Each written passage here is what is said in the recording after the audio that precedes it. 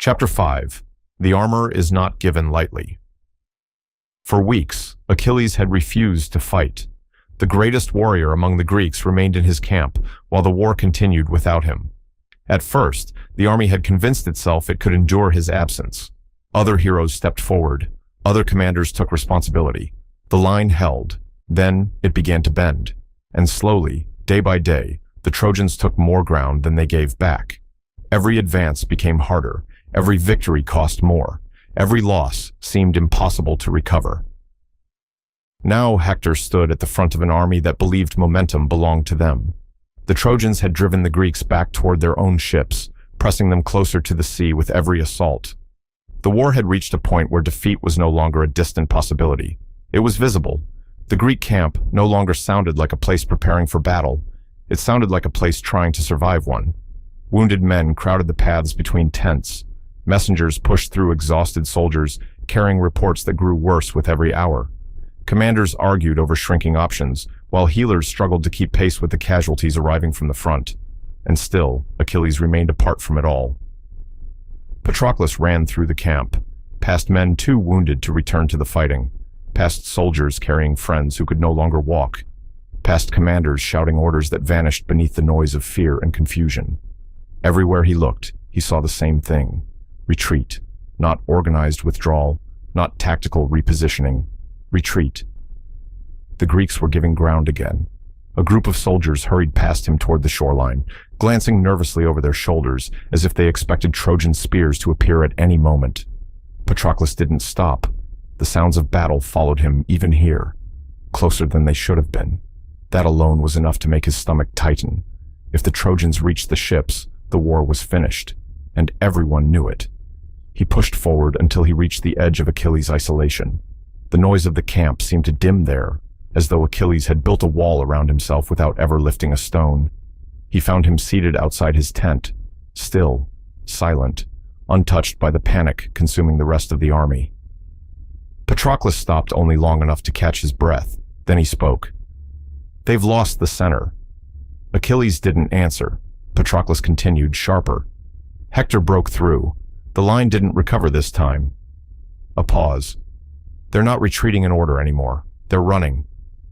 That finally shifted the silence, not in movement, but in weight. Patroclus stepped closer. "If they reach the ships, it's over."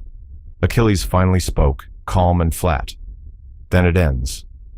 That word landed wrong. Patroclus shook his head. "It doesn't end. It collapses. The whole army. Everything we've built here." Still nothing from Achilles. Patroclus exhaled sharply, frustration breaking through restraint. "I can't fix it." A beat, then quieter. "Not without them believing you've returned." That pulled Achilles' attention slightly. Patroclus followed it. "I don't need you to fight," he said. "I need them to stop believing they're alone." His gaze flicked briefly to the armor, still untouched, still waiting. "I can wear it," he continued. "I can hold the line long enough to stabilize it." Achilles' voice stayed low. "And Hector will answer you as me." "Yes. And you understand what that removes from you." Patroclus didn't hesitate. "It doesn't matter what I am if the army disappears." Silence followed, different now. Not argument, not philosophy, decision forming. Outside the camp, the clash of bronze and the distant cries of men drifted through the evening air. The battle was still moving closer. Achilles looked toward the sound, toward the war he had abandoned. For a moment, neither man spoke. Then Achilles rose slowly to his feet. His eyes settled on the armor that had become more than bronze and leather. The armor that, to thousands of men, meant hope. "If you take it," Achilles said, "you become the point they rally to." Patroclus nodded once. "And the target." Achilles didn't correct him. That was agreement enough. Another silence settled between them, heavier than the last. Achilles studied him, not as a warrior, not as a companion, as a man stepping willingly toward a fate he could not fully see. Finally, Achilles stepped aside, not reluctant, not approving, yielding to inevitability. "Then don't lose it out there," he said. Patroclus moved toward the armor, toward the image of Achilles that the Greeks still believed could save them. And for the first time, it was no longer a symbol waiting to be chosen. It was a line drawn between collapse and resistance. Outside, the battle continued to rage. The Trojans pushed forward. The Greeks struggled to hold. And behind him, Achilles did not speak again, because the war had already made the decision for both of them.